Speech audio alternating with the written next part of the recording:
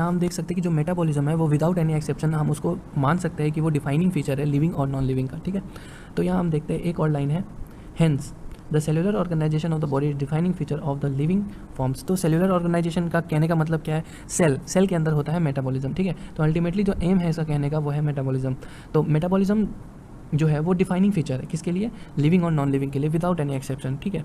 तो ये हमने देख लिया। आगे हम लोग पढ़ते हैं perhaps the most obvious and the technical complicated feature of all living organism is the ability to sense their environment, sense their surrounding and environment and response to the environmental stimuli which could be physical, chemical और biological।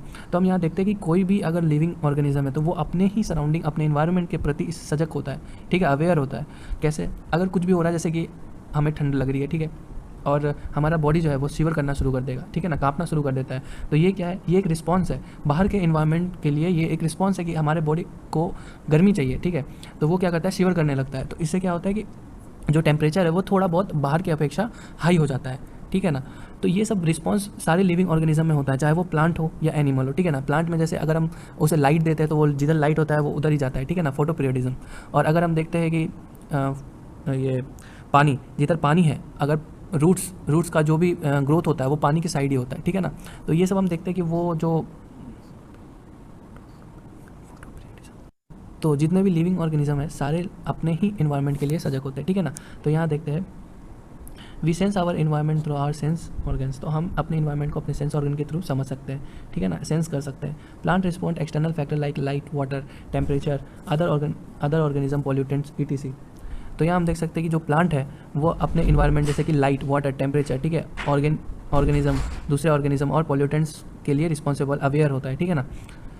All organisms from the prokaryotic to the most complex eukaryotes can sense and respond to the environmental cues, ठीक है। तो यहाँ हम देख सकते हैं कि जो भी या तो प्रोकैरियोटिक है या तो यूकैरियोट है, ठीक है ना, कोई भी लिविंग है, प्रोकैरियोट्स भी लिविंग है, यूकैरियोट्स भी लिविंग है तो अपने इन्वायरमेंट को रिस्पॉन्स कर पाएंगे, ठीक है। जैसे एक है photo period effect reproduction in seasonal breeders, ठीक है, या तो वो प्लांट हो या तो वो एनिमल हो। सीजनल ब्रीडर्स पे बहुत इफेक्ट आता है फोटो पीरियड में, यानी सीजन्स का, ठीक है।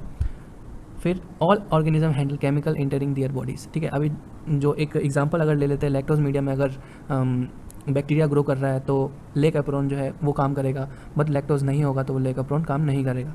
तो ये एग्जांपल एक ले लिया हमने कि केमिकल जो है वो अपने बैक्टीरिया जो है अपने अंदर एंटर करने में रिस्पॉन्सिबल होता है, ठीक है ना।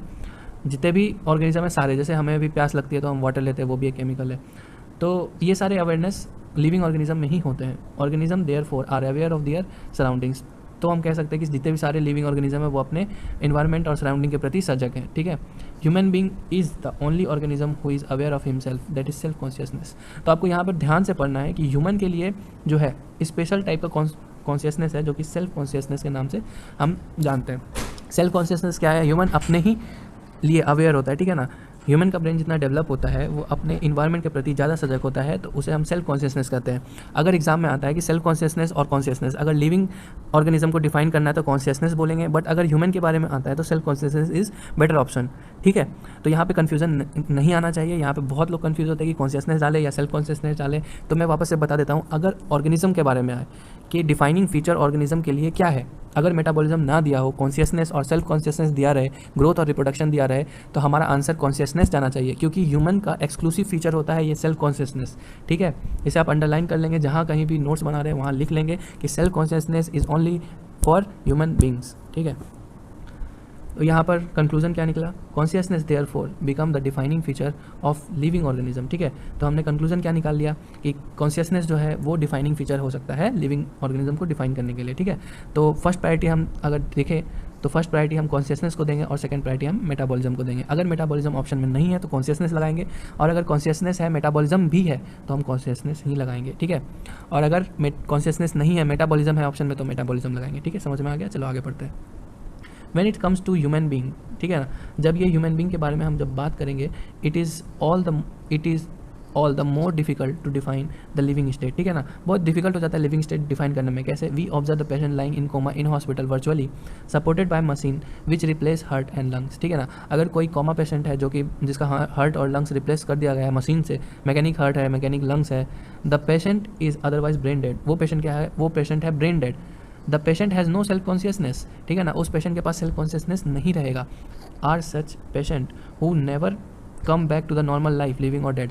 तो यहाँ पे क्वेश्चन ये अराइज हो रहा है कि वो पेशेंट क्या है, ठीक है ना, लिविंग है या नॉन लिविंग है। तो मैं बता देता हूँ, यहाँ पे वो पेशेंट जो है वो लिविंग है, ठीक है ना, वो पेशेंट जो है वो क्या है, वो लिविंग है। कैसे लिविंग है, देखो पेशेंट सेल्फ कॉन्शियसनेस नहीं है पेशेंट के पास, ठीक है, बट मेटाबॉलिज्म तो है, उसके बॉडी में मेटाबॉलिज्म तो हो रहा है, जो हमने पहले पढ़ा है। तो हमने मेटाबॉलिज्म पढ़ा है कि लिविंग ऑर्गेनिज्म जो है वो मेटाबॉलिज्म शो करते हैं विदाउट एनी एक्सेप्शन। तो वो क्या हो गया, मेटाबॉलिज्म है तो लिविंग स्टेट है, यानी कॉमा पेशेंट लिविंग है, ठीक है ना, इसे याद रखेंगे, अगर क्वेश्चन आया तो लिविंग डाल के आएंगे, ठीक है ना। In higher classes you will come to know that all living phenomena are due to underlying interaction, ठीक है। तो जितने भी इंटरेक्शन हो रहे हैं हमारे बॉडी में सारे लिविंग फेनोमेना उसी पे डिपेंडेंट है। जैसे कि बहुत सारे फेनोमेना कोऑर्डिनेशन से हो रहे हैं, जैसे सर्कुलेटरी सिस्टम, उसमें बहुत बड़ा कोऑर्डिनेशन ब्रेन का भी होता है, ठीक है। सारे जितने भी फंक्शन हो रहे हैं हमारे बॉडी में या किसी के भी बॉडी में या लिविंग बॉडी में, तो वो सारे इंटरेक्शन के थ्रू हो रहे हैं, ठीक है ना। कोऑर्डिनेशन, बहुत तगड़ा कोऑर्डिनेशन होता है, सेल के अंदर हो या बॉडी के अंदर हो, ठीक है ना। आगे बढ़ते हैं। Properties of tissue are not present in the constituent cell but arises as the result of interaction among constituent cells, ठीक है ना। अब देखते हैं कि यहाँ पर एक एग्जांपल दिया है, ठीक है ना। जैसे सेल से बना है टिश्यू, ठीक है ना, तो सेल का जो भी फीचर है, सेल का जो कैरेक्टरिस्टिक है वो टिश्यू में नहीं होगा, टिश्यू का कैरेक्टरिस्टिक अलग है, बट जो सेल है कंस्टिट्यूएंट सेल, उसी के कोऑर्डिनेशन, उसी के इंटरेक्शन से ही तो वो टिश्यू बना है। जो टिश्यू का जो यूनिक फीचर है वो उस सारे सेल के यूनिक कोऑर्डिनेशन से ही आया है, उस टिश्यू का फीचर, ठीक है ना। तो यही बताना चाह रहा है यहाँ पे। Similarly properties of the cellular organelles are not present in the molecular constituent of the organelle but arises as a result of interaction among the molecular component comprising the organelles, ठीक है ना। अब देखते हैं कि कोई भी ऑर्गेनल ले ले, गोल्गी एपरेटस, ईआर ले ले, राइबोसोम ले ले, कोई भी ले ले, तो उसके अंदर का जो भी मॉलिक्यूलर लेवल पे अगर हम जाएंगे तो मॉलिक्यूल्स का जो कैरेक्टरिस्टिक है वो उस ऑर्गेनेल में नहीं है, ठीक है ना, उस ऑर्गेनेल में नहीं है, बट वो जो भी कोऑर्डिनेशन हो रहा है, ठीक है ना, सारे केमिकल का जो कोऑर्डिनेशन हो रहा है वो एक यूनिक फीचर दे रहा है किसको, ऑर्गेनेल को, ठीक है। तो हम यहाँ पर देख सकते हैं कि जितने भी मॉलिक्यूल्स हैं, ठीक है ना, सारे लोग कोऑर्डिनेट करके वो ऑर्गेनेल को यूनिक फीचर प्रोवाइड कर रहे हैं। जैसे कि सेल जो है वो कोऑर्डिनेट करके टिश्यू को यूनिक फीचर प्रोवाइड करा रहा है, ठीक है। These interaction result in emergent property at a higher level of organisation, ठीक है। तो यही इंटरेक्शन का जो प्रॉपर्टी है वही हायर लेवल को जन्म देता है। जैसे टिश्यू ऑर्गन सिस्टम को जन्म देगा, ठीक है। टिश्यू से ऑर्गन से ऑर्गन सिस्टम और ऑर्गन सिस्टम से बॉडी, ठीक है। तो हायर लेवल ऑफ ऑर्गेनाइजेशन कैसे हुआ, यही इंटरेक्शन के कारण हुआ। सब कोऑर्डिनेट कर करके एक यूनिक फीचर प्रोवाइड करवा रहे हैं। This phenomena is true in the hierarchy of the organizational complexity of all levels। जितने भी लेवल्स पे जितने भी कॉम्प्लेक्स ऑर्गेनिजम्स हैं, ठीक है ना, जितने भी कॉम्प्लेक्स ऑर्गेनिज्म है सबका फेनोमेना यही है, क्या है, इंटरेक्शन, कोऑर्डिनेशन, ठीक है। तो आगे हम सब कुछ पढ़ेंगे, ठीक है। Therefore we can say that living organism are self replicating, ठीक है। तो हम कह सकते हैं कि लिविंग ऑर्गेनिज्म सेल्फ रेप्लिकेटिंग है, सेल्फ इवॉल्विंग है, सेल्फ रेगुलेटिंग है, interactive system, self regulating interactive system capable of responding to external stimuli, ठीक है ना। एक्सटर्नल स्टिमुलाई पे हमारा रिस्पॉन्स जो होता है वो एक बहुत बड़ा डिफाइनिंग फीचर हो जाता है लिविंग ऑर्गेनिज्म के लिए, ठीक है। कोई भी लिविंग ऑर्गेनिज्म अपने ही इन्वायरमेंट के लिए क्या है, सजग है, सेल्फ इवॉल्व कर सकता है, सेल्फ रेगुलेट कर सकता है, सेल्फ रेप्लिकेट कर सकता है, ठीक है। तो ये हमारा हो गया लिविंग और नॉन लिविंग का कहानी कि लिविंग को हम कैसे डिफाइन कर सकते हैं नॉन लिविंग से, क्या क्या डिफाइनिंग फीचर है। तो इसमें हमने पढ़ा, एक बार रिवाइज कर लेते हैं। इसमें हमने क्या पढ़ा, ग्रोथ, रिप्रोडक्शन, मेटाबॉलिज्म और कॉन्शियसनेस। तो इनमें हमने देखा कि मेटाबॉलिज्म और कॉन्शियसनेस दो ही है जो डिफाइनिंग फीचर है विदाउट एनी एक्सेप्शन, जिसमें भी अगर प्रायोरिटी देना हो तो हम कॉन्शियसनेस को प्रायोरिटी देंगे, ठीक है। आगे बढ़ते हैं। अब biology is the story of life on the earth. Biology क्या है, biology is the story of life on the earth. Biology is the story of evolution, ठीक है। बायोलॉजी क्या है, is the story of evolution of living organism on the earth, ठीक है। All living organism present, जितने भी living organism है या तो वो प्रेजेंट में हो, पास्ट में हो या फ्यूचर में हो, ठीक है, are linked to one another by the sharing of common genetic material but to varying degrees. तो जितने भी ऑर्गेनिज्म हैं, ठीक है ना, चाहे वो कोई भी लेवल पे हो, सारे जो है वो इवॉल्व करके आए हैं, प्रेजेंट हो, पास्ट हो या फ्यूचर हो, सब में सारे ऑर्गेनिज्म लिंक्ड हैं आपस में। सबके एंसेस्ट्रल अगर हिस्ट्री देखें तो वहाँ पर लिंकेज नज़र आएगा, ठीक है। तो ये जो लिंक्ड है वो क्या है, एक कॉमन जेनेटिक मटेरियल शेयर करते हैं, ठीक है। बट कुछ सबका वेरिएशन, सब में क्या है, वेरिएशन है, ठीक है। जैसे कि अभी जो प्रोजेनी है वो अपने पेरेंट्स से डिफरेंट होगा, चाहे वो किसी भी स्पीसीज़ का हो, ठीक है। तो ये हो गया बायोलॉजी के बारे में। अब धीरे धीरे हम डाइवर्सिटी की तरफ आ रहे हैं। तो अब हम पढ़ेंगे diversity in the living world. हमने अभी क्या पढ़ा, व्हाट इज़ लिविंग, लिविंग क्या है। अब हम पढ़ेंगे diversity in the living world. तो ये हमारा दूसरा टॉपिक है। इफ़ यू लुक अराउंड, जहाँ पे जो लाइन इंपॉर्टेंट होगा मैं उसे हाईलाइट कर दूंगा, ठीक है ना। If you look around you will see a large variety of organism, living organism, B it potted plant, या तो वो पॉटेड प्लांट हो या वो इंसेक्ट हो या वो बर्ड्स हो, ठीक है ना, या तो आपका पेट हो या कोई अदर ऑर्गेनिज्म या कोई प्लांट हो, ठीक है ना, उस सारे में वैरायटी दिखेंगे आपको, ठीक है ना। There are also several organism that you can not see with your naked eyes but they are all around you, ठीक है ना। जैसे बैक्टीरिया को ले लेते हैं, वो कॉस्मोपोलिटेरियन हर जगह पाए जाते हैं, ठीक है ना, बट आप उसे अपने आंखों से ऐसे ही नहीं देख सकते, माइक्रोस्कोप का जरूरत पड़ेगा। आप माइक्रोस्कोप से सबको देख सकते हैं, बट आप ऐसे नहीं देख सकते, ठीक है ना, बट वो एग्जिस्ट करते हैं यार। If you were to increase the area you make observation in, ठीक है ना, अगर आप अपने एरिया को बढ़ा लेंगे जिसमें आप ऑब्जर्वेशन कर रहे हैं, the range and the variety of the organism that you see would increase, ठीक है ना। तो जो भी आप वेरिएशन देख रहे थे उनसे ज़्यादा इंक्रीज हो जाएगा। जैसे अगर आप छोटे से एरिया में देख रहे हैं तो वहाँ पे फ्लोरा और फोना के लिमिटेड स्पीसीज होंगे, बट अगर आप एक लार्ज एरिया को देख रहे हैं तो वहाँ पे फ्लोरा और फोना जो पहले वाले एरिया से है वो बढ़ जाएगा, ठीक है। Obviously if you were visit a dense forest, अगर आप डेंस फॉरेस्ट में जाते हैं, you would probably see a much greater number and kind of living organism, ठीक है। तो अगर आप फॉरेस्ट में जाते हैं तो वहाँ पे आपको क्या मिलेगा, बहुत सारे फ्लोरास, बहुत सारे फ्लोनास मिलेंगे, ठीक है ना, बहुत सारे डाइवर्सिटी देखने के लिए मिल जाएगी, ठीक है। Each different kind of plant and animal और organism that you see represent a species, ठीक है। तो जितने भी प्लांट या एनिमल कुछ भी आप देख रहे हो तो वो हर एक प्लांट या एनिमल क्या है, स्पीसीज, वो हर एक प्लांट या एनिमल डिनोट करता है एक स्पीसीज, ठीक है।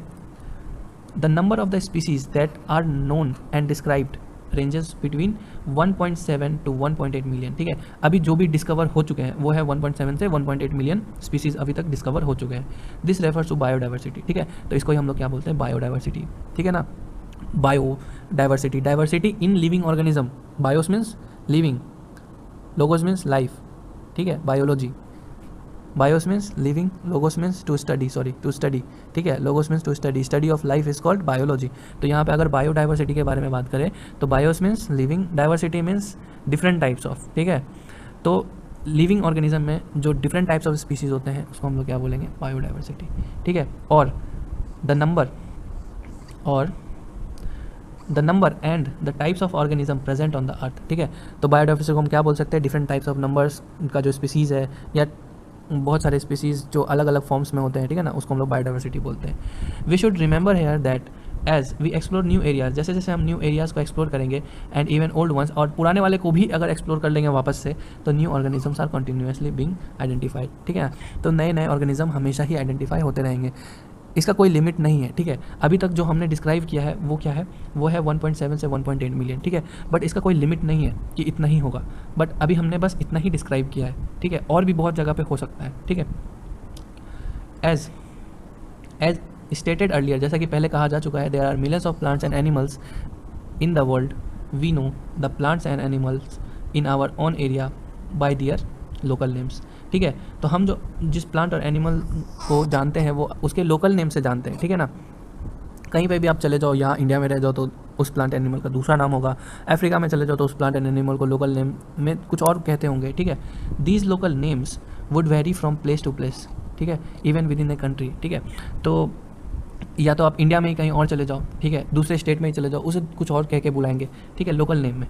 Probably you would recognise the confusion that would be created if we did not find a way to and means to talk to each other, ठीक है। अगर हम नहीं पता कर पा रहे हैं कि उसे क्या बोला जाता है कहाँ पे, तो फिर बहुत कन्फ्यूज़न हो जाएगा, आप कुछ और जानते हो, वो कुछ और जानेंगे, ठीक है ना।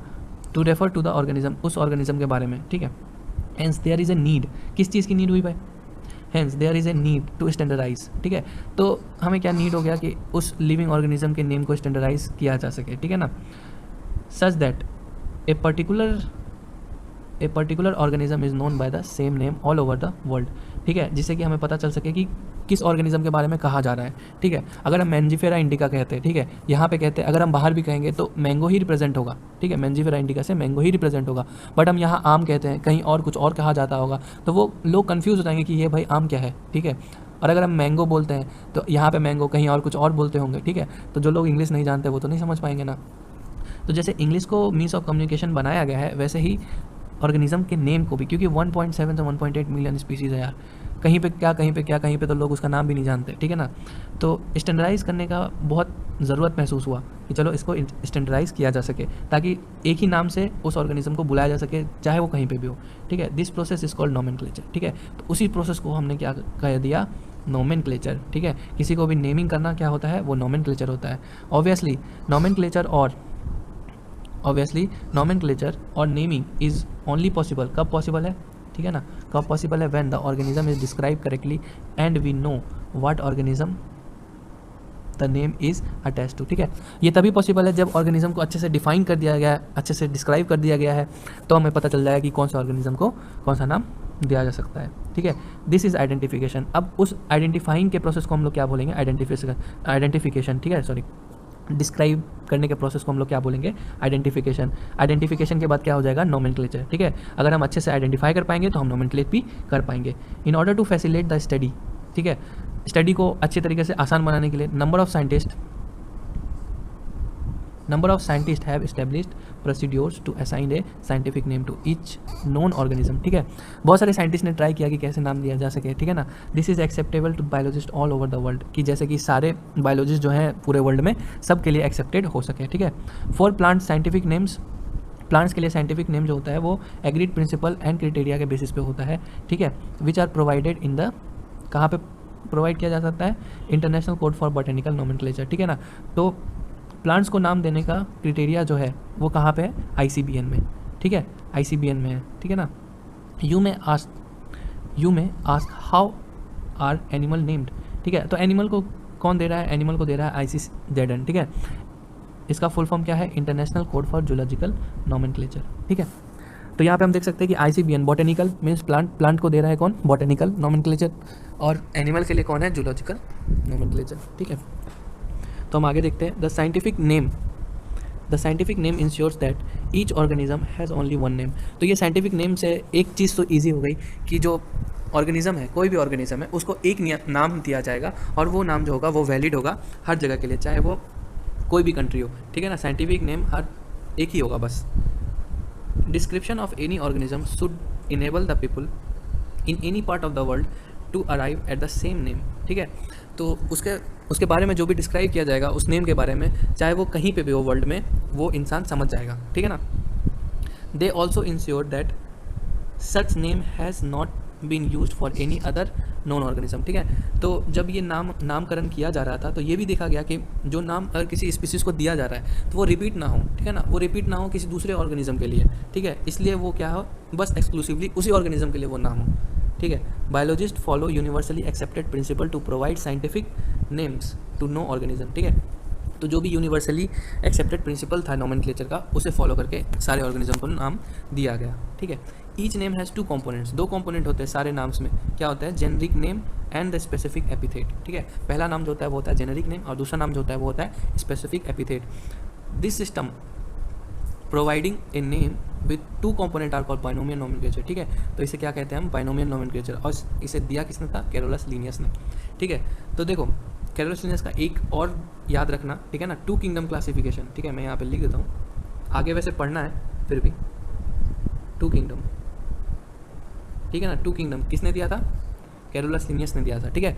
तो टू किंगडम क्लासिफिकेशन और बाइनोमियल नोमेनक्लेचर, देखो याद करने में भी आसानी होगा, टू किंगडम 2 है और बाइनोमियल नोमेनक्लेचर इसमें भी 2 है, ठीक है ना। तो टू किंगडम क्लासिफिकेशन किसने दिया था, कैरोलस लीनियस में, और बाइनोमियल नोमेनक्लेचर किसने दिया था, कैरोलस लीनियस ने, ठीक है। जो टू किंगडम क्लासिफिकेशन दिया था उसमें था प्लांट एंड एनिमल्स, ठीक है।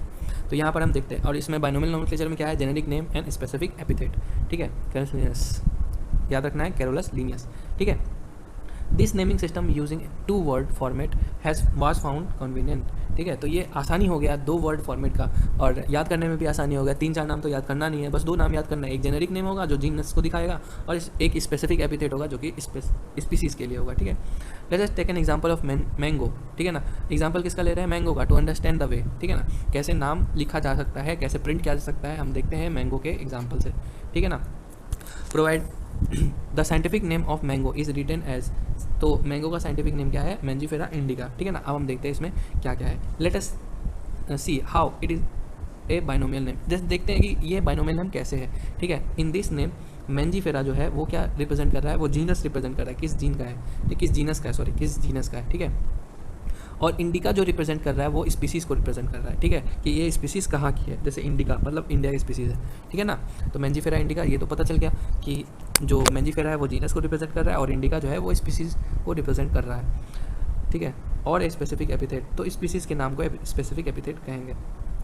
अदर यूनिवर्सल रूल, अब दूसरा यूनिवर्सल रूल क्या है, ये सारे पॉइंट जो है, ये चारों पॉइंट क्या है, बहुत इंपॉर्टेंट है, ये चारों पॉइंट बहुत इंपॉर्टेंट है। कभी कभी सीक्वेंस भी पूछ लिया जाता है और कभी कभी ये भी पूछा जाता है ये ट्रू है या फॉल्स है, ठीक है। तो इसे ध्यान से पढ़ना है, मैं सबको हाईलाइट कर देता हूँ, ठीक है, आप लोग अपने बुक में हाईलाइट कर लेंगे, ठीक है ना। Biological names are generally in Latin and written in italics, ठीक है। बायोलॉजिकल नेम्स जो होते हैं वो लैटिन में होते हैं, क्योंकि लैटिन को हम लोग डेड लैंग्वेज बोलते हैं, ठीक है। मैं यहाँ पे लिख देता हूँ साइड में, लैटिन, ठीक है, इसे क्या बोलते हैं हम लोग, dead language.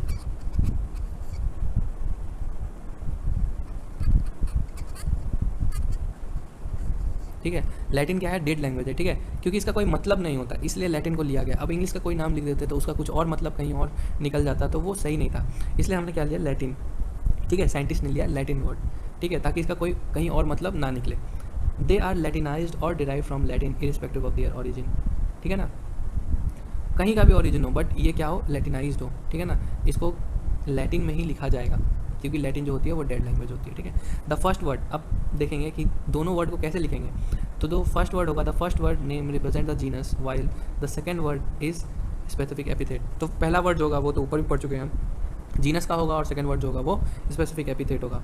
Both the word in a biological name when written, जब वो हाथ से लिखेंगे, ठीक है ना, hand written are separately underline, तो उसे हम लोग क्या करेंगे, अंडरलाइन कर देंगे। जब हाथ से अगर लिखेंगे तो अंडरलाइन कर देंगे, और जब हम प्रिंट करेंगे तो इटैलिक्स में, ठीक है ना, इटैलिक्स में प्रिंट किया जाएगा, इंडिकेट दियर लैटिन ओरिजिन, ठीक है, ताकि हम दिखा सकें कि वो लैटिन ओरिजिन का है, ठीक है। तो यहाँ हम देख सकते हैं कि एग्जाम्पल में है मैंजीफेरा इंडिका, तो ये देख सकते हैं कि ये प्रिंट किया गया है, ये प्रिंट किया गया है, तो इसे इटैलिक्स में लिखा गया है, ठीक है। ये देख सकते हैं थोड़ा सा तिरछा है, यानी कि ये इटैलिक्स में लिखा गया है, बट अगर हम इसे हैंड रिटन करेंगे, हाथ से लिखेंगे, तो इसे अंडरलाइन कर देंगे, ठीक है। तो बस यही रूल है। लास्ट रूल देख लेंगे क्या है। द फर्स्ट वर्ड जो है वो जीनस डिनोट करेगा, जो कि कैपिटल लेटर में होगा, बट जो सेकंड वर्ड है स्पेसिफिक एपिथेट वो स्मॉल लेटर से स्टार्ट होगा, यानी फर्स्ट लेटर जो होगा वो देख सकते हैं आप यहाँ पे एग्जांपल के तौर पे दिया है, फर्स्ट लेटर जो है वो कैपिटल है और सेकंड लेटर क्या है, स्मॉल है, ठीक है। तो ये सारे 4 पॉइंट को हम लोग ध्यान रखेंगे, और अब आगे बढ़ते हैं। Name of the author appear after the specific epithet. अगर कोई ऑथर का नाम है तो वो स्पेसिफिक एपिथेट के बाद होगा, ठीक है ना, जैसे जिसने उसको डिस्कवर किया था, जैसे Mangifera indica Lin for Linnaeus, ठीक है। उसके बाद it indicates that this species was first describe by Linnaeus, ठीक है। तो पहले कौन डिस्क्राइब किया था इसको, लीनियस, इसलिए मैंजीफेरा इंडिका लिन, ठीक है। Since it is nearly impossible to study all the living organism, it is necessary to devise some means to make this possible, ठीक है। तो बहुत मुश्किल हो जाता है सारे ऑर्गेनिज्म को पढ़ना, इसलिए कुछ आसान तरीका निकाला जाएगा। This process is called classification. तो हमने क्या किया, सबको क्लासीफाई कर दिया, ठीक है, सारे स्पीसीज स्प्रेडेड फॉर्म में, कोई कहीं, तो उसको पढ़ना बहुत मुश्किल होता है, ठीक है। तो हमने क्या किया, मतलब साइंटिस्ट ने क्या किया, पहले क्लास बनाया, ऑर्डर, फैमिली, जीनस, ठीक है ना। मैं सीक्वेंस में नहीं बता रहा हूँ, सीक्वेंस कुछ और है, मैं बता रहा हूँ बस समझने के लिए कि क्या क्या हुआ, ठीक है ना, क्या क्या डेवलपमेंट हुए, बहुत सारे क्लासेस में रखा गया, ठीक है। तो इसमें भी बहुत सारी डिस्कवरीज हुई, ठीक है, हम वही डिस्कवरी पढ़ेंगे जो कि सक्सेसफुल थे, ठीक है। Classification is the process by which anything is grouped, ठीक है ना। क्लासिफिकेशन कौन सा प्रोसेस है, जिसमें कुछ को भी ग्रुप्ड कर दिया जाए, किसी चीज़ को ग्रुप कर दिया जाए। जैसे अगर आप फिजिक्स, केमिस्ट्री, बायो पढ़ते हो, ठीक है, तो अपने बुक्स को ग्रुप करके रखते हो कि फिजिक्स के बुक्स ये हैं, केमिस्ट्री के ये हैं, बायोलॉजी के ये हैं, ठीक है ना। ऐसे नहीं मिक्सअप करके नहीं रखते हो, जैसे नोट्स भी अगर रखना हो तो फिजिक्स का नोट्स ये, केमिस्ट्री का नोट्स ये और बायोलॉजी का नोट्स ये। तो इस तरह ही ऑर्गेनिज्म को ग्रुप्ड किया गया ताकि पढ़ने में ईजी हो, ताकि किसी को भी ढूंढने में ईजी हो, ठीक है। Into convenient categories based on some easily observable character, किसके बेसिस पे कुछ कैरेक्टर्स को देखा गया, ऑब्जर्व किया गया कि हाँ चलो ये प्लांट है तो इसको प्लांट में रखते हैं, एनिमल है एनिमल में रखते हैं, फंजाई है फंजाई में रखते हैं, ठीक है। और ये माइक्रोस्कोपिक ऑर्गेनिज्म है, बैक्टीरिया में रख देते हैं, प्रोटिस्टा में रख देते हैं, ठीक है। तो वैसे ही ग्रुप किया गया सबको, ठीक है। As for example we easily recognise group such as plant, animal और डॉग्स, कैट्स, इंसेक्ट्स, ठीक है। तो डॉग, कैट, इंसेक्ट को अगर देखेंगे, प्लांट, एनिमल को देखेंगे तो हम आराम से रिकॉग्नाइज कर सकते हैं, क्योंकि हमें पता है कि वो डॉग है, वो कैट है, कैट, ठीक है ना। The moment we use any of this terms we associate certain characters with the organism in that group, ठीक है। तो कुछ कैरेक्टर है जिससे कि हम पहचान सकते हैं कि नहीं वो डॉग है, वो हाथी नहीं है, क्या है वो डॉग है, क्योंकि हाथी का तो एक सूंड होता है बट डॉग का तो होता नहीं है, ठीक है। तो ऐसे हम पहचान सकते हैं क्योंकि हमें पता है कि उस क्लास में जो भी आएगा वो डॉग ही होगा। What image do you see when you think of dog, obviously each one of us see a dog and not cat, ठीक है ना। हमने सब डॉग को देखा है, कैट नहीं आएगा हमारे माइंड में जब हम डॉग बोलेंगे, ठीक है। Now if we were to think of Alsatian, जब हम एल्सिशियन बोलेंगे तो हम किसी डॉग के ब्रीड के बारे में बोल रहे हैं, ठीक है ना। We know what we are talking about. Similarly suppose we were say the mammals, तो हम लोग क्या सोचेंगे कि जो एक्सटर्नल ईयर है, बॉडी हेयर है, ठीक है ना, तो ये सारे आप पढ़ लेना एक बार, ठीक है ना, ये उतना इंपॉर्टेंट नहीं है। अब हम देखेंगे द स्पेसिफिक टर्म, एक मिनट इससे पहले, ठीक है, तो हम देखते हैं कि जो भी कैट है, डॉग है, जो भी कैटेगरीज है, ठीक है, जो भी इंपॉर्टेंट कैटेगरीज है, जैसे कैट का कैटेगरी, डॉग का कैटेगरी, वो सारे क्या है, वो टेक्सा है, ठीक है। टेक्सोनॉमी क्या है, पहले ये देखते हैं कि टेक्सोनॉमी क्या है, ठीक है। तो based on characteristic all living organism can be classified into different taxa. Taxa means group, ठीक है ना, अभी ग्रुप समझो, taxa, this process is called taxonomy, ठीक है।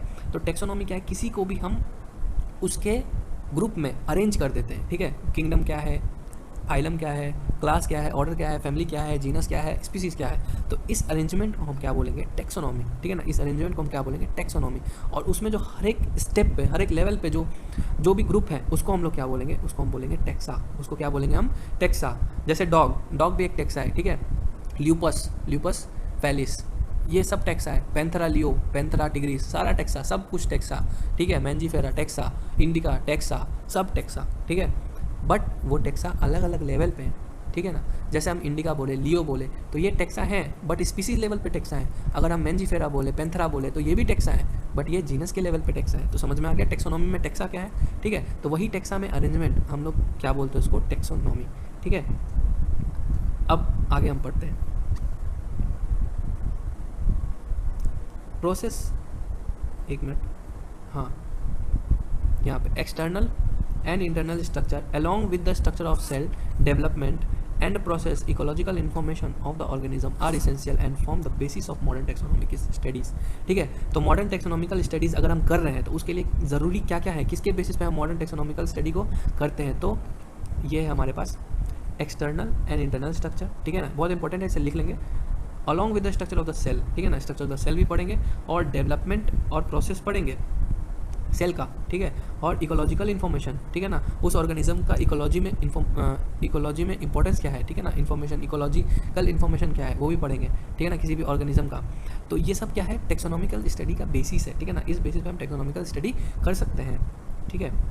Hence characterisation, identification, classification and nomenclature are the process of basic taxonomy, ठीक है। अब टेक्सोनॉमी के बारे में हम बात करते हैं तो उसमें क्या क्या प्रोसेस आ जाते हैं, क्लासिफिकेशन, कैरेक्टराइजेशन, पहले तो किस कैरेक्टर, कैसे कैसे कैरेक्टर है उसमें, ठीक है ना, उसको क्या करते हैं हम आइडेंटिफाई करते हैं, ठीक है, आइडेंटिफिकेशन करेंगे, फिर उसको एक अलग क्लास में रखा जाएगा, उसके बाद नॉमेनक्लेचर होगा, ठीक है ना। तो इस पूरे प्रोसेस को हम क्या बोलेंगे, हम बोलेंगे टेक्सोनॉमी, ठीक है ना। ये पूरे प्रोसेस को हम क्या बोलेंगे, टेक्सोनॉमी में हम ये सारे प्रोसेस को करते हैं। Taxonomy is not something new, ठीक है ना, टेक्सोनॉमी कोई नई बात नहीं है। Human being have always been interested in knowing more and more about various kinds of organism. Human being हमेशा इंटरेस्टेड रहा है दूसरे ऑर्गेनिज्म के बारे में जानने के लिए, particularly with the reference of their own use, ठीक है, अपने ही यूज़ के लिए दूसरे ऑर्गेनिज्म को जानना, ठीक है ना, ये ह्यूमन का नेचर रहा है पहले से ही, ठीक है ना। इन अर्ली डेज, पहले के ज़माने में क्या होता था, human beings needed to find source of their basic needs of food, clothing and shelter, ठीक है। तो रोटी कपड़ा मकान, इसके लिए वो पहले से ही देख रहे हैं, ठीक है ना, कि कहाँ पे मेरा यूज़ हो सकता है, किस ऑर्गेनिज्म से यूज़ लें, कहाँ पे क्या खाएं, किस प्लांट से खाएं, ठीक है ना, कौन प्लांट हानिकारक है, कौन सा प्लांट हानिकारक नहीं है, तो ये सब पहले से चलता आ रहा है। Hence the earliest classification were based on, किस पे बेस्ड है, यूजेस ऑफ वेरियस ऑर्गेनिज्म। तो पहले का जो क्लासिफिकेशन है वो किस तरह से यूज़ कर सकते हैं उसके बेसिस पे, ठीक है। Human being were since long not only interested in knowing more about different kinds of organism and their diversities but also the relationship among them, ठीक है। तो ह्यूमन बींग ना ही उसके बारे में जानने की क्यूरियोसिटी रखता है, बट उसका रिलेशन क्या है वो भी जानना चाहता है, ठीक है ना। तो this branch of study refers to a system है, ठीक है। तो हम देखते हैं कि ये जो ब्रांच है स्टडी का जिसमें फाइलोजेनेटिक रिलेशनशिप है, ठीक है ना, फाइलोजेनेटिक रिलेशनशिप मतलब इवोल्यूशनरी रिलेशनशिप, ठीक है ना, बिटवीन द ऑर्गेनिज्म, ठीक है, इवोल्यूशनरी रिलेशनशिप हो। और इवोल्यूशनरी रिलेशनशिप मतलब क्या, कौन उसका एंसेस्टर कौन है, ठीक है, क्या रिलेशनशिप है हमारे और उसमें, ठीक है। तो ये सारे चीज़ को जहाँ हम पढ़ते हैं वो है सिस्टमिक, ठीक है ना, उसको हम लोग क्या बोलते हैं, सिस्टमैटिक्स, ठीक है, उसको हम लोग बोलते हैं सिस्टमैटिक्स। तो the word systematics is derive from the Latin, ये भी लैटिनाइज्ड वर्ड है, ठीक है। बताया था मैंने कि लैटिन वर्ड क्यों है, क्यों लैटिन वर्ड को यूज़ करते हैं जनरली बायो में या कहीं पे भी, क्योंकि लैटिन वर्ड डेड लैंग्वेज है, ठीक है ना, इसका कोई लिटरली मतलब नहीं होता। अब वर्ड सिस्टमा जो है which means systemic arrangement of organism, Systema word means arrangement, organism का सिस्टमैटिकली अरेंजमेंट जो होता है उसको सिस्टमा कहते हैं, ठीक है। लीनियस जो है सिस्टमा नेचुरे, अपने बुक का नाम रखा था, ठीक है ना, और ये पब्लिश कर दिया था। The scope of systematics was later in last to include identification, nomenclature and classification, ठीक है। आगे चलते हुए सिस्टमैटिक्स का भी क्या हुआ, इवोल्यूशन हुआ, ठीक है ना, इवोल्यूशन हुआ, कह सकते हैं इम्प्रूवमेंट हुआ, मॉडिफिकेशन हुआ, ठीक है। तो बाकी सब ये सब बायोलॉजिस्ट जो है ये करते थे, ठीक है ना, साइंटिस्ट जो भी थे इसको इम्प्रूव करते थे, इसको मॉडिफाई करते थे ताकि स्टडी ईजी हो जाए, ठीक है ना, ताकि समझना ईजी हो जाए। अभी जो हम पढ़ते हैं इतना ईजी क्यों है, क्योंकि इसमें बहुत सारे साइंटिस्ट का योगदान है, ठीक है। तो अभी जो हम पढ़ते हैं ये भी हमें ईजी नहीं लगता है, बट तभी का आप सोचोगे जब ये सब कुछ नहीं था, ठीक है, क्लासिफाइड नहीं थे ऑर्गेनिज्म क्लासिफिकेशन करना पड़ता था, सारे कैटेगरीज में रखना पड़ता था, तब सोचो यार कितना दिक्कत होता होगा, है ना। आज जो हम पढ़ते हैं वो क्या है, वो बहुत इजी वे में सब समझ में आ जाता है, ठीक है। अब हम पढ़ते हैं टेक्सोनॉमिक कैटेगरी। तो हमारा जो अगला टॉपिक है वो है टेक्सोनॉमिक कैटेगरीज, ठीक है।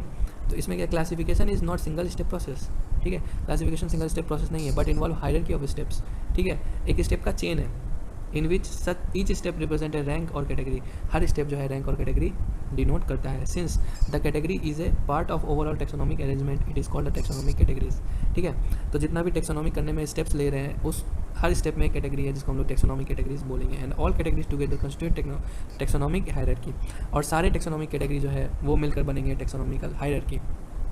Each category refers to as a unit of classification, in fact represent a rank और इस कॉमनली टर्म है टेक्सॉन, ठीक है। तो हमने पहले पढ़ा था टेक्सा क्या होता है, हर एक कैटेगरी जो है वो रिप्रेजेंट करेगा एक रैंक, ठीक है, जिसको हम लोग कॉमनली टेक्सा या टेक्सॉन, प्लूरल में टेक्सा, सिंगुलर में टेक्सॉन कहेंगे, ठीक है। Taxonomic categories and hierarchy can be illustrated by example. जैसे कि अगर हम एग्जांपल लेते हैं, insects represent a group of organism sharing common features, like insects के बारे में हम देखते हैं तो क्या कॉमन फीचर है, जैसे 3 पेयर जॉइंटेड लेग्स होंगे, ठीक है ना। It means insects are recognisable concrete object which can be classified and thus they are given a rank और कैटेगरीज, ठीक है ना। किसी इंसेक्ट को अगर आप देखते, जितने भी इंसेक्ट को देखेंगे 3 पेयर उसमें जॉइंटेड लेग्स रहेगा अगर, तो ये जो कैरेक्टरिस्टिक है ये कॉन्क्रीट साबित होता है, ठीक है ना, उसको कैटेगरी में डालने के लिए, किसको, इंसेक्ट को, ठीक है। तो इंसेक्ट के लिए एक अलग ही कैटेगरी बना दिया गया है, ठीक है। Remember, group represent category, group जो है वो कैटेगरी को रिप्रेजेंट करेगा और कैटेगरी फर्दर डिनोट रैंक, ठीक है। कैटेगरी जो है फिर रैंक को डिनोट करता है और हर एक रैंक टेक्सोन को डिनोट करेगा, ठीक है। जितना भी रैंक है वो क्या है, टेक्सोन है, ठीक है, यानी टेक्सा है। इन fact represent A unit of classification, ठीक है, और यही क्या है, एक यूनिट ऑफ क्लासिफिकेशन, ठीक है ना। दीज टेक्सोनॉमिक कैटेगरीज और groups are distinct biological entities and not merely morphological aggregation, ठीक है, एग्रीगेट्स। तो ये क्या है, ये जो टेक्सोनॉमिकल ग्रुप्स और कैटेगरीज है ये सारे अलग अलग एंटिटीज़ है, ठीक है ना, ये मॉर्फोलॉजिकल एग्रीगेट्स नहीं है, ठीक है। Taxonomical study of all known organism have led to the development of common categories such as kingdom, phylum, division जो है वो प्लांट के लिए यूज़ होगा और फाइलम एनिमल्स के लिए यूज़ होगा, class, order, family, genus and species, ठीक है। तो टेक्सोनॉमिकल कैटेगरीज में क्या क्या आ जाएंगे, किंगडम्स, मैं हाईलाइट कर देता हूँ, kingdoms, phylum, division, class, order, family, genus and species, ठीक है। चलो आगे, all organism include those in plant and animal kingdom have species as the lowest category, ठीक है। तो लोएस्ट कैटेगरीज यानी कि यूनिट ऑफ क्लासिफिकेशन में सबसे लोएस्ट यूनिट ऑफ क्लासिफिकेशन कौन होगा, स्पीसीज होगा। Now the question you may ask, ठीक है, क्वेश्चन क्या आएगा, how to place an organism in various categories, कैसे हम इस ऑर्गेनिज्म को बहुत सारे डिफरेंट कैटेगरी में प्लेस करते हैं, ठीक है। The basic requirement is knowledge of characters of individual और ग्रुप्स ऑफ ऑर्गेनिज्म, ठीक है। तो बेसिक जो नॉलेज होगा कि कैसा कैरेक्टर किस ग्रुप में होता है, ठीक है, तो उसके बेसिस पे हम क्या करेंगे, ये सारे कैटेगरीज को यूज़ कर सकते हैं डिफरेंट टाइप्स ऑफ ऑर्गेनिज्म को डिफाइन करने के लिए। This help in identify similarities and dissimilarities among the individual of same kind of organism as well as of different kind of organism, ठीक है। तो ये सारे अगर हमको बेसिक नॉलेज होता है कैटेगरीज के बारे में तो हम कैरेक्टराइजेशन अच्छे से कर सकते हैं, ठीक है, अच्छे से हम लोग कैरेक्टर्स को पहचान सकते हैं और उसको क्लासीफाई कर सकते हैं डिफरेंट ग्रुप्स में, ठीक है। तो ये समझ में आ गया, ठीक है। उसके बाद हम हर एक कैटेगरी को अच्छे से पढ़ेंगे, यानी कि हर एक जो टेक्सोनॉमिकल हायरार्की है उसमें पहला चरण यानी कि लोएस्ट कैटेगरी कौन है, स्पीसीज़, ठीक है। तो हम स्पीसीज़ से स्टार्ट करेंगे और किंगडम तक जाएंगे, ठीक है। स्पीसीज़ तो हम पढ़ते हैं स्पीसीज़ क्या है, ठीक है। Taxonomical study consider a group of individual organism with fundamental similarities as a species. तो स्पीसीज़ में हम देखते कि जो भी ग्रुप्स होंगे, ठीक है ना, जो भी एनिमल्स होंगे उसमें फंडामेंटल सिमिलरिटीज़ होंगी, ठीक है ना, बेसिक सिमिलरिटीज़ होंगी, तो उसको हम स्पीसीज़ में रखते हैं, ठीक है ना। One should be able to distinguish one species from other closely related species based on distinct morphological differences. ठीक है, तो स्पीसीज़ को डिफाइन करना ईजी है, ठीक है ना। तो हम क्या करेंगे, सिंपली उसके कैरेक्टरिस्टिक को देखेंगे, ठीक है ना। एल्सीशियन बुलडॉग, ठीक है, अगर हम दोनों को देखते हैं तो दोनों ही जीनस डॉग के हैं, ठीक है, बट दोनों की स्पीसीज़ अलग है, एक एल्सीशियन एक है बुलडॉग, ठीक है। तो दोनों को अगर हम देखें तो मॉर्फोलॉजिकली, मतलब कि अगर बाहर से देखें तो बाहर का कैरेक्टर दोनों का ही अलग होगा, फेस का डिज़ाइन, बॉडी डिज़ाइन सब अलग होगा, तो उस पर हम डिस्टिंग कर सकते हैं, तो वो फंडामेंटल डिस्टिंग्विश हम कर सकते हैं आराम से, ठीक है। तो स्पीसीज़ का यही मतलब हुआ कि अगर फंडामेंटल कैरेक्टरिस्टिक अलग है तो उसको हम लोग अच्छे से डिस्क्राइब कर सकते हैं, ठीक है। तो फंडामेंटल सिमिलरिटीज़ होंगी स्पीसीज़ में, बट दोनों ही जो होंगे वो डॉग होंगे, ठीक है, दोनों ही डॉग होंगे। तो स्पीसीज़ का क्या होता है, वो दोनों मतलब आराम से ब्रीडिंग कर सकते हैं, ठीक है। डॉग है तो डॉग में डॉग ब्रीड कर सकते हैं, तो स्पीसीज़ का फ़ायदा यही होता है कि उसमें ब्रीडिंग हो सकती है, ठीक है। तो देखते हैं हम, let us consider Mangifera indica, ठीक है। तो एग्जांपल दिया मैंजीफेरा इंडिका, एक बार मैं रीड कर दूंगा इसे, आप देख लेंगे। Let us consider the Mangifera indica Solanum tuberosum, जिसको पोटैटो बोलेंगे। हाँ, ये इंपॉर्टेंट है, ठीक है, नाम याद रखना है, एनसीईआरटी से साइंटिफिक नेम आते हैं। सोलेनम ट्यूबरोसम पोटैटो को बोलेंगे, पैंथेरा लियो लायन को बोलेंगे, ठीक है। मैंजीफेरा इंडिको पता ही है, मैंगो को बोलते हैं, ठीक है। ये सारे जो हैं, all three names indica, tuberosum and Leo represents the specific epithet, ठीक है। तो ये इसमें जो भी है, पोटैटो में ट्यूबरोसम, लियो में लायन में लियो, ठीक है ना, तो ये सब क्या है, स्पेसिफिक एपिथेट है। वाइल द फर्स्ट वर्ड, जो फर्स्ट वर्ड है, ठीक है, वो क्या है, Mangifera, Solanum, Panthera are genera, ठीक है, तो वो क्या है, जीनस है, ठीक है, and represent another higher level, तो वो दूसरे लेवल को रिप्रेजेंट कर रहा है, बट स्पीसीज़ के लेवल पे तो यही है, ट्यूबरोसम, लियो और इंडिका, ठीक है। ईच जीनस में हैव वन और more than one specific epithet, ठीक है, हर एक जीनस में एक स्पेसिफिक एपिथेट होगा या एक से ज़्यादा भी हो सकता है, ठीक है। जैसे कि एग्जांपल अब यहाँ पे याद रखना है कि पैंथेरा के अंदर कौन कौन आता है, ठीक है। पैंथेरा के अंदर आता है टिग्रिस, ठीक है, और एक हमें ऊपर मिला था लियो, ठीक है। तो पैंथेरा लियो है लायन, पैंथेरा टिग्रिस है, ये पैंथेरा टिग्रिस है टाइगर, ठीक है, और पैंथेरा पार्डस है लियोपार्ड, ठीक है। तो इसे हमें याद रखना है, वैसे आपको नोट्स में सब कुछ मिल जाएगा, ठीक है ना, तो पैनिक होने का ज़रूरत है नहीं। यहाँ पर देखते हैं सोलेनम में क्या क्या आ जाएंगे, सोलेनम में नाइग्राम आ जाएगा, सोलेनम नाइग्राम, इसको हम लोग मकोई भी बोलते हैं, ठीक है। सोलेनम नाइग्राम मेलनजिला, ये है ब्रिंजल, ठीक है। सोलेनम नाइग्राम मकोई, सोलेनम मेलनजिला ये हो जाएगा ब्रिंजल, और सोलेनम ट्यूबरोसम हो जाएगा पोटैटो, ठीक है। Human being belongs to the species sapiens, ठीक है। अब ह्यूमन बींग्स की स्पीसीज़ क्या है, सैपियंस है, ठीक है, तो इसे हम होमो सैपियंस भी बोलते हैं। अब हम अगले हायर कैटेगरी पे जाते हैं, वो है जीनस, ठीक है। Genus comprises a group of related species which has more characteristic common, ठीक है, इन कंपेरिजन टू स्पीसीज। अब देखते हैं कि स्पीसीज में तो कम कैरेक्टरिस्टिक कॉमन थे, बट ढेर सारी स्पीसीज मिलकर जब एक जीनस बनता है तो उसमें बहुत सारे कैरेक्टरिस्टिक कॉमन होते हैं, ठीक है ना। जैसे कि अगर हम बात करते हैं बुलडॉग और एल्सीशियन, दोनों के बॉडी डिज़ाइन, फेस में, ठीक है ना, कलर में डिफरेंस होगा, ठीक है ना, पूँछ के शेप में, पूँछ की मोटाई, ठीक है ना, हाथ की मोटाई, सब इसमें डिफरेंसेस होगा, ठीक है ना। उसके लेवल पे सिमिलरिटीज़ होंगी बट कम होंगी। बट अगर जीनस के बारे में, डॉग के जीनस के बारे में बात करते हैं, तो जितने भी डॉग हैं सब में आपको सिमिलरिटीज़ मिलेगी, तभी तो पता चलता है भाई वो डॉग है और वो कैट है, तभी तो कैट डॉग से अलग होते हैं, ठीक है ना। तो जितने भी डॉग होते हैं उसकी जो स्पीसीज़ होती है वो सारे सिमिलर कैरेक्टर शो करते हैं, तभी पता चलता है कि वो हाँ डॉग है, ठीक है। तो स्पीसीज़ लेवल पे कम सिमिलरिटीज़ होगी और जीनस लेवल पे ज़्यादा ही सिमिलरिटीज़ होगी, स्पीसीज़ ऑफ अदर जेनरा, ठीक है। तो एक जेनरा का जो स्पीसीज़ है, ठीक है ना, उसमें बहुत सारी सिमिलरिटीज़ होंगी, बट अगर दूसरे जेनरा से कंपेयर करें, ठीक है, तो सिमिलरिटीज़ कम हो जाएंगी। जैसे कि हम बात करते हैं सोलेनम और पैंथेरा, ठीक है ना, यहाँ पे बात करते हैं सोलेनम, सॉरी एडिट करना पड़ेगा इसको, सोलेनम, और हम बात करते हैं पैंथेरा के बारे में, ठीक है। किसके बारे में बात कर रहे हैं, सोलेनम और पैंथेरा, ठीक है, सोलेनम और पैंथेरा, अरे यार, सोलेनम और पैंथेरा, ठीक है। सोलेनम में क्या है, इसमें एक आ जाता है ट्यूबरोसम, ठीक है, सोलेनम ट्यूबरोसम, सोलेनम मेलनजिला और सोलेनम नाइग्राम, ठीक है, ये तीन आ जाएंगे इसमें। और पैंथेरा में आ जाएगा पैंथेरा लियो, पैंथेरा पार्डस और पैंथेरा टिग्रिस, ठीक है, तो ये आ जाएंगे इसमें। तो यहाँ पर हम देख सकते हैं स्पीसीज़ लेवल पे अगर हम देखें तो तीनों में कुछ ना कुछ सिमिलरिटीज़ होंगी, ठीक है। बट अगर हम जीनस लेवल पे देखें तो सोलेनम और पैंथेरा ये दोनों में सिमिलरिटीज़ नहीं होंगी, ठीक है। अगर हम प्लांट के ही दूसरे जीनस को ले लें तो उसमें भी सिमिलरिटीज़ कम होंगी, ठीक है।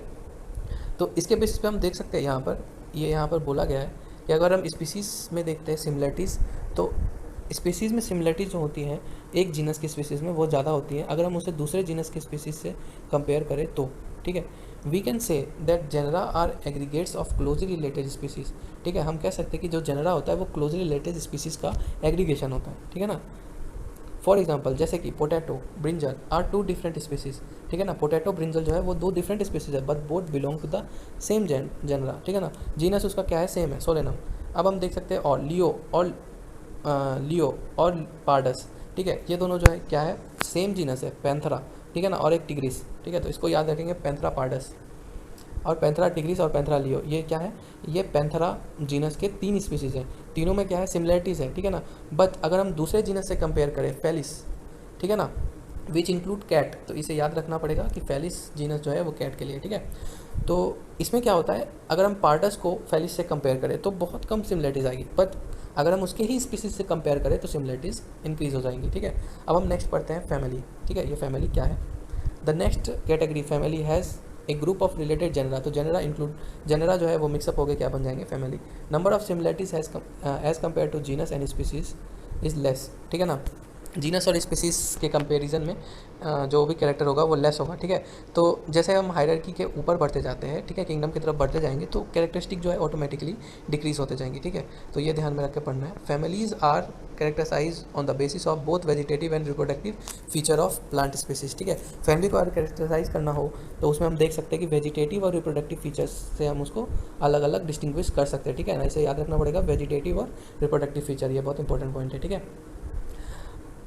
Among the plant, for example plant में जैसे कि 3 डिफरेंट जेनरा, सोलेनम, पिटूनिया और datura, are placed in the family solanaceae, ठीक है। तो तीनों जेनरा जो है वो सोलेनेसी के मेंबर्स हैं, ठीक है ना। सोलेनेसी एक फैमिली है, याद रखना पड़ेगा कि जो सोलेनम है, ठीक है, सोलेनम, पिटूनिया और धतूरा है, ये जेनरा जो है ये सोलेनेसी फैमिली में आते हैं, ठीक है। तो आगे जब हम मॉर्फोलॉजी फैमिली पढ़ते हैं तो वहाँ पे भी हम ये पढ़ेंगे, ठीक है। तो अभी से याद रहेगा तो वहाँ आसानी हो जाती है।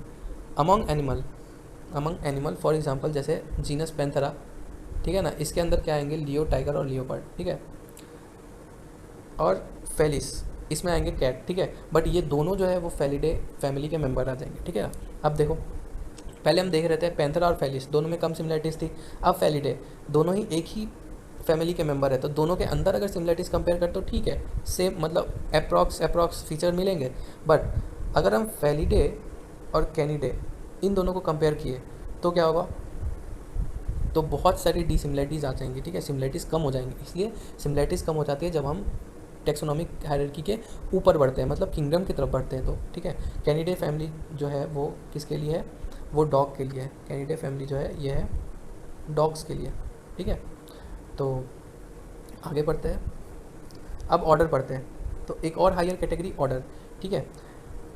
You have seen earlier that categories like species, genus and family are based on number of similar characteristic। तो हमने पढ़ा कि पहले के जितने भी कैटेगरीज है सारे सिमिलर कैरेक्टरिस्टिक पे बेस्ड है, ठीक है। जनरली ऑर्डर, अब देखेंगे कि ऑर्डर और अदर हायर टेक्सोनॉमिकल कैटेगरीज जो हैं ये identified categories are identified based on aggregates of characteristic, ठीक है। ये बहुत सारे कैरेक्टरिस्टिक को मिला के बेस्ड है, ठीक है ना। तो ऑर्डर जो है, ठीक है ना, ऑर्डर बीइंग हायर कैटेगरीज, अब ये सारे में जो है ऑर्डर हायर कैटेगरीज है, ठीक है। इज असेंबलेज ऑफ फैमिली, ठीक है ना, बहुत सारे फैमिली जो है ये मिलके क्या बने हैं, ऑर्डर, ठीक है ना। विच एग्जिबिट, एक मिनट, हाँ, विच exhibit a few similar characters, ठीक है। इसके पास क्या है, बहुत कम कैरेक्टरिस्टिक सिमिलर्स है। जैसे कि फैमिली में हमने देखा था थोड़े बहुत कैरेक्टरिस्टिक थे, ठीक है ना, फिर जीनस में देखा हमने थोड़े और ज़्यादा थे, और स्पीसीज़ में बहुत सारे कैरेक्टरिस्टिक सिमिलर थे, बट ऑर्डर में कैरेक्टरिस्टिक कम सिमिलर मिलेंगे, ठीक है। The similar characteristic are less in number, तो सिमिलर कैरेक्टर जो है यहाँ पे कम मिलेंगे, ठीक है, compare to different genera including in a family, ठीक है। फैमिली में अगर बहुत सारे जेनरा में मतलब सिमिलर कैरेक्टरिस्टिक है, बट इसमें कम मिलेंगे। Plant families like Convolvulaceae, Solanaceae are included in the order Polemoniales, ठीक है। पॉलीमोनियल्स में इंक्लूडेड होते हैं कौन, सोलेनेसी और कॉन्वुलेसी। तो यहाँ पर हम देख लेंगे, इसको अंडरलाइन कर देंगे, इसे याद रखना है, ये बहुत इंपॉर्टेंट पॉइंट है, ठीक है। Mainly based on floral characteristic, ठीक है। तो ये जो है फ्लोरल कैरेक्टरिस्टिक पे बेस्ड है, ठीक है। द एनिमल ऑर्डर, ठीक है। अब एनिमल में कौन कौन से कहाँ इंक्लूडेड है, कार्निवोरा, ठीक है। कार्निवोरा जो ऑर्डर है इसमें कौन कौन है, families like Felidae and Canidae, ठीक है। फैलिडे में कौन कौन आ गए, फैलिडे में आ गए पैंथेरा, फेलिस, ठीक है, और कैनिडे डॉग फैमिली, ठीक है ना। इसमें ये दोनों कहाँ इंक्लूडेड है, कार्निवोरा में, ठीक है, तो उसे याद रखना है।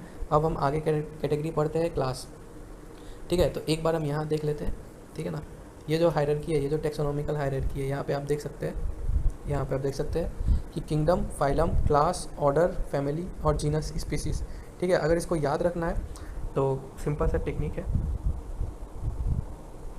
KPC ऑफ GS, ठीक है।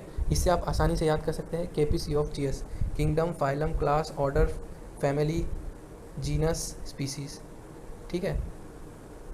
किंगडम, फाइलम, क्लास, ऑर्डर, जैसे यहाँ पर देख सकते हैं आप, kingdom, phylum, class, order, family, genus, species, ठीक है, KPC ऑफ GS, ठीक है।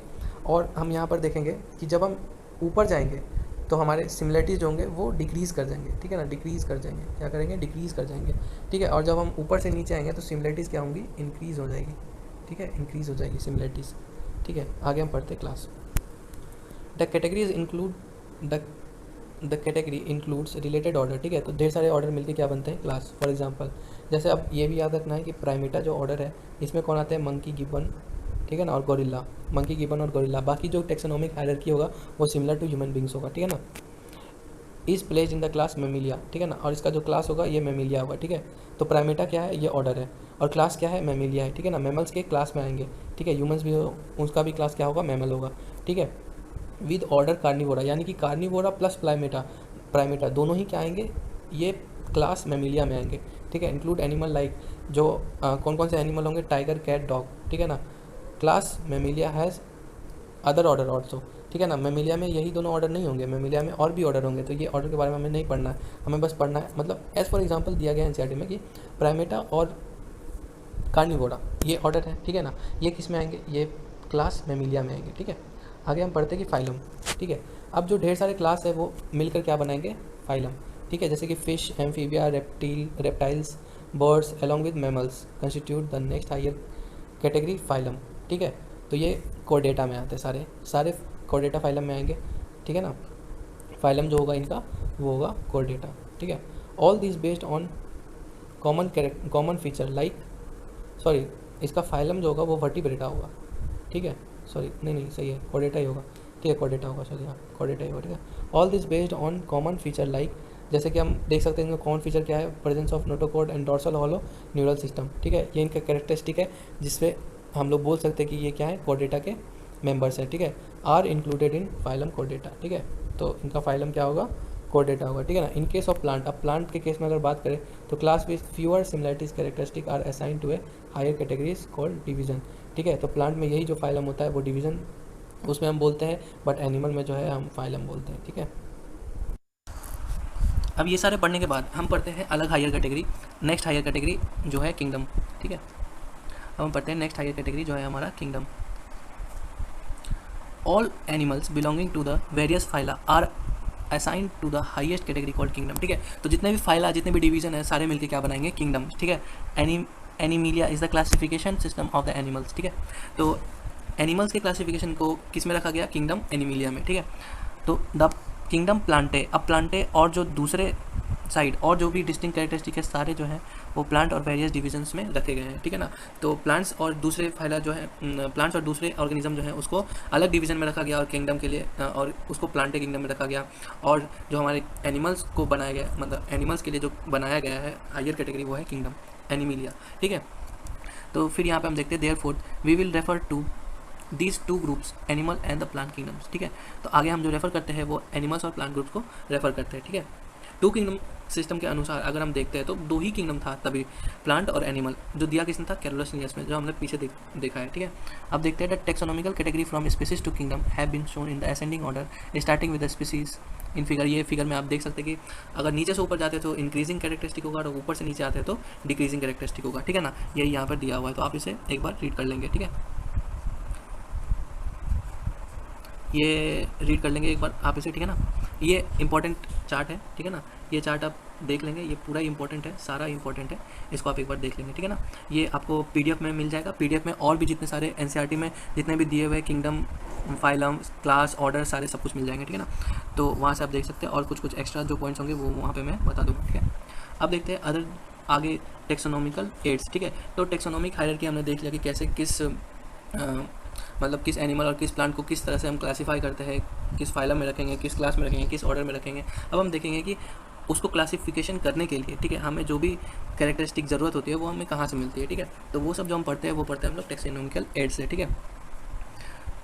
Taxonomical study of various species of plant, animal and other organisms are useful in agriculture. किस किस में यूजफुल होता है? Agriculture, forestry, industry and in general knowing our bio resources and their diversity, ठीक है ना। तो ये सारी चीज़ें में टेक्सोनॉमिक एक खास इंपॉर्टेंट रोल प्ले करता है, ठीक है ना। This study would require correct classification. तो ये सारी स्टडी के लिए हमें करेक्ट क्लासिफिकेशन और आइडेंटिफिकेशन चाहिए ऑर्गेनिजम्स का, ठीक है। Identification of organism require intensive laboratory and field study, ठीक है। जब भी हम आइडेंटिफाई करेंगे तो हमें उसमें ज़रूरत पड़ेगी लेबोरेटरी और फील्ड स्टडीज़ की, ठीक है ना। कि फील्ड में जा जाकर हम देखेंगे, आइडेंटिफाई करेंगे, कैरेक्टरिस्टिक्स को देखेंगे कि कौन से कैरेक्टरिस्टिक्स कौन से प्लांट कौन से एनिमल में है, ठीक है ना। फिर हम लैब में उसको पता लगाएंगे। तो ये सारी चीज़ इंपॉर्टेंट हो जाते हैं टेक्सोनॉमिक करने के लिए। The collection of actual specimen of the plant and animal species is essential and is prime source of taxonomical studies, ठीक है। तो जो भी कलेक्शन हम करेंगे स्पेसिमेंस का, ठीक है ना, चाहे वो डेड हो या लिविंग, ठीक है ना, स्पेसिमेन, तो वो एक प्राइम सोर्स हो जाता है हमारे टेक्सोनॉमिकल स्टडीज़ में, ठीक है। These are also fundamental to studies and essential for training in systematics, ठीक है ना। तो ये बहुत ही बेसिक चीज़ होता है सिस्टमैटिक के ट्रेनिंग के लिए, ठीक है। It is use for classification of an organism and the information gathered is also stored along with the specimen, ठीक है ना। तो जो स्पेसिमेन अगर हम कहीं रखते हैं तो उस स्पेसिमेन के साथ ही ये सारे कैरेक्टरिस्टिक्स और क्लासिफिकेशन या टेक्सोनॉमिकल हायरार्की को भी रखा जाता है, ठीक है, ताकि जो भी आदमी वहाँ पे आए, जो भी इंसान पढ़े, उसको वो सारा उसका हायरार्की समझ सके, ठीक है ना, और जान सके कि वो किस फाइलम, किस ग्रुप, किस फैमिली का है, ठीक है। In some cases specimen is preserve for future studies. कुछ केसेस में जो कलेक्टेड स्पेसिमेन जैसे फॉसल फ्यूल या फिर कुछ भी है, ठीक है ना, चाहे वो डेड है, उसको प्रिजर्व कर दिया जाता है और उसको फ्यूचर स्टडीज़ के लिए रख दिया जाता है। Biologist have establish certain procedure and techniques to store and preserve information as well as the specimen. Some of these are explained with the help of understand the usage of these heads, ठीक है। कुछ को explain यहाँ पे किया गया है, जैसे कि हर्बेरियम, ठीक है ना। पहला है हर्बेरियम। इस हर्बेरियम में क्या होता है, ठीक है, पहले नाम से पता चल रहा है हर्ब यानी कि प्लांट, ठीक है, प्लांट को यहाँ पे डेड रखा जाता है, डेड, ठीक है ना, सॉरी, प्लांट को यहाँ डेड रखा जाता है, प्रिजर्व करके रखा जाता है, किसमें, हर्बेरियम शीट्स पे, ठीक है।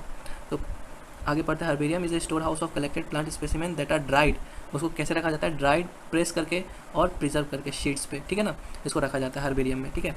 तो इस पॉइंट को याद रखेंगे, हर्बेरियम क्या है, स्टोर हाउस ऑफ प्लांट है, कैसे रखा जाता है, ड्राई, प्रेस्ड एंड प्रिजर्व, ठीक है, DPP, ठीक है, ड्राई, प्रेस, प्रिजर्व, ठीक है। Further the sheet are arranged, तो उस सीट को अरेंज कर दिया जाता है, यहाँ पर आप देख सकते हैं उस सीट को अरेंज कर दिया जाता है, ठीक है ना।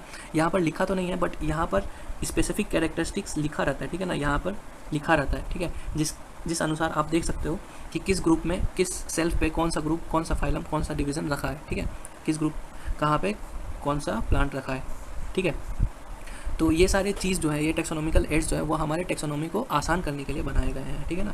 According to the universally accepted system of classification, these specimen along with their description on herbarium sheet become a store house और रिपोजिटरी फॉर फ्यूचर यूज़, ठीक है ना। तो ये सारे फ्यूचर यूज़ के लिए बनाए जाते हैं। The herbarium sheet also carry, और क्या कैरी करता है, ये information about date and place of collection, ठीक है। तो इसमें क्या क्या होगा, date of place of collection होगा, स्पेसिमेन के बारे में होगा, ठीक है ना, इंग्लिश और बॉटनिकल नेम होगा, ठीक है ना। तो ये बहुत ज़रूरी होता है, क्या क्या होता है हर्बेरियम शीट पे, इंग्लिश और बॉटनिकल नेम, फैमिली, कलेक्टर का नाम, ठीक है ना, एक्सेट्रा, और डेट और कलेक्शन, ठीक है ना, डेट ऑफ कलेक्शन और प्लेस ऑफ कलेक्शन, ये दोनों रहेगा, ठीक है ना। फिर herbarium also serve as a quick referral system of taxonomical study, ये बहुत इंपॉर्टेंट पॉइंट है, ये हर एग्जाम में भी पूछा जा सकता है, पूछा गया भी है कि क्विक रेफरल सिस्टम जो है टेक्सोनॉमिकल स्टडी में कौन है, तो वो है हर्बेरियम, ठीक है। तो आंसर जाएगा हर्बेरियम।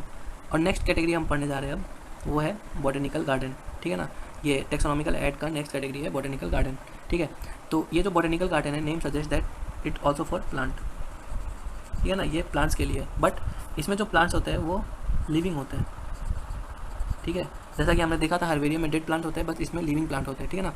यहाँ पर देखते हैं दीज स्पेशलाइज गार्डन, ठीक है ना, ये गार्डन्स होते हैं have collections of living plants, ठीक है ना। यहाँ पर देख सकते हैं आप लिविंग प्लांट है, बट वो क्या था, डेड प्लांट क्या था। For reference plant species in these garden are grown for identification purpose, ठीक है ना। इनको आइडेंटिफिकेशन पर्पस के लिए ग्रो किया जाता है ताकि लोग यहाँ आए और आइडेंटिफाई करें और उसको पता कर सके कि इसकी कैरेक्टरिस्टिक्स क्या क्या हैं, ठीक है, कैसे रह सकता है, लाइट ज़्यादा चाहिए, टेम्परेचर कितना चाहिए, ठीक है ना, ये सब वहाँ जाके पता किया जा सकता है। Each plant is level indicating botanical and scientific name and it's family, ठीक है ना।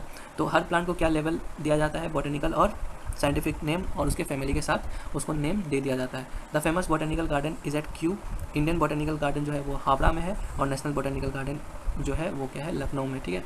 तो ये तीन चीज़ जो है बहुत ही इंपॉर्टेंट है, इसको याद कर लेना ही ज़्यादा बेटर होता है, ठीक है। फेमस बॉटेनिकल गार्डन जो है वो इंग्लैंड में है, ठीक है ना, क्यू, और लखनऊ में है हमारा बॉटेनिकल रिसर्च इंस्टीट्यूट, और इंडियन बॉटेनिकल गार्डन जो है वो हावड़ा में, ठीक है। अगला जो कैटेगरी है वो हमारा क्या है, वो है म्यूज़ियम, ठीक है। अब देखते हैं म्यूज़ियम में क्या रखा जाता है। Biological museum are generally set up in educational institute, किसी एजुकेशनल इंस्टीट्यूट में ये सेटअप किया जाता है, ठीक है ना। सच एज स्कूल्स, जैसे स्कूल्स में कोई म्यूज़ियम खोल दिया जाएगा, कॉलेज में कहीं पे एस्टेब्लिश कर दिया जाएगा। Museum has collection of prevented plant and animal, ठीक है। इसमें जो प्लांट और एनिमल के स्पीसीज होते हैं वो प्रिवेंट किए जाते हैं, ठीक है ना, अच्छे से रखे जाते हैं, स्टफिंग करके रखी जाती है, ठीक है ना, म्यूजियम में।